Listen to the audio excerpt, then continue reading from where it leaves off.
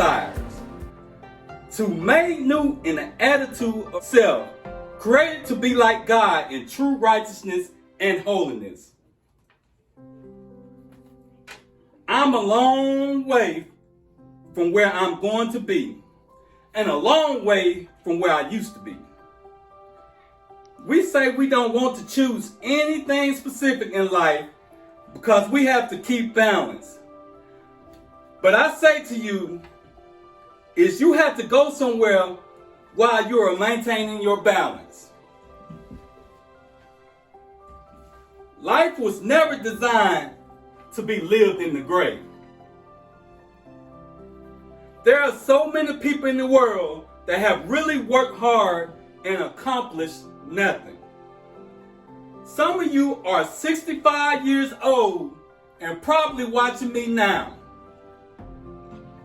And all you look back on is, what have I done in my life? What have I made as a contribution to the human race? What have I really left for the generation to know that I was here? There's no footprint in the sand of history that looks like mine. But I submit to you that the nature of God is purpose, and the word purpose is the same word in the Greek for intent. God is a God of purpose. He's a God of intent. He's always going somewhere and always doing something. There's nothing in this wonderful book where God is entertaining. There's no entertainment in God. There's no page in the Bible where God appears just to let people see how good he looks.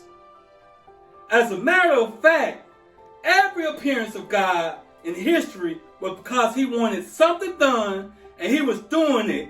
You see, God doesn't show up. God acts. Most of the humans on this planet are basically showing up. God hates great. God doesn't want anybody to be great. Why? Because of his integrity. Why do I answer that way? Great means it's neither yes or no. It's maybe. And Jesus has some things to say about maybe, didn't he? Matthew chapter 5. Jesus talks about great living, and he was very emphatic about how he felt about it. And Jesus said he doesn't like people who can decide, and most of the people in the world are basically living in this beige area of life. Matthew chapter 5, verse 37. Jesus said, "Let your nay be nay, and your yea be yea. Any more than this is evil." It's evil to be in gray. You can't just suspend your life.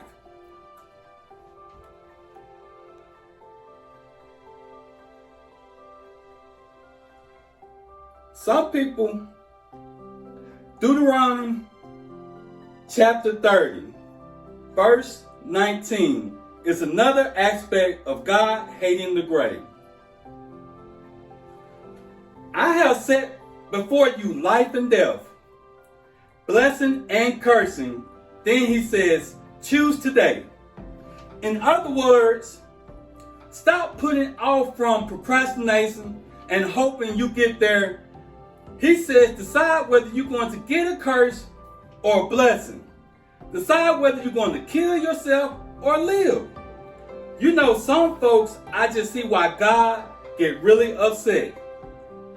You know, because people drift in and out of holiness.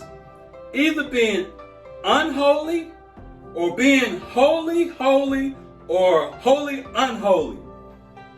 Being something that decides what you're going to do with life. Some people flirt with God. They wink with God. They hang out with God. Sometimes when they get in trouble.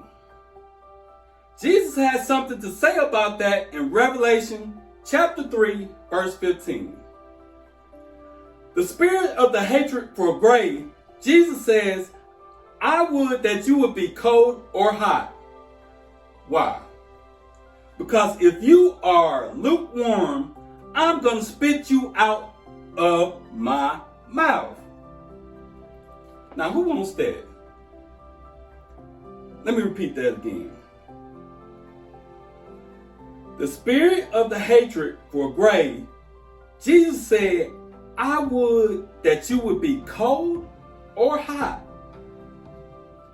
Because if you're lukewarm, I'm going to spit you out my mouth. So, are you going to act decisively or are you going to drift and procrastinate? James chapter 1 verse 17 says, every good and perfect gift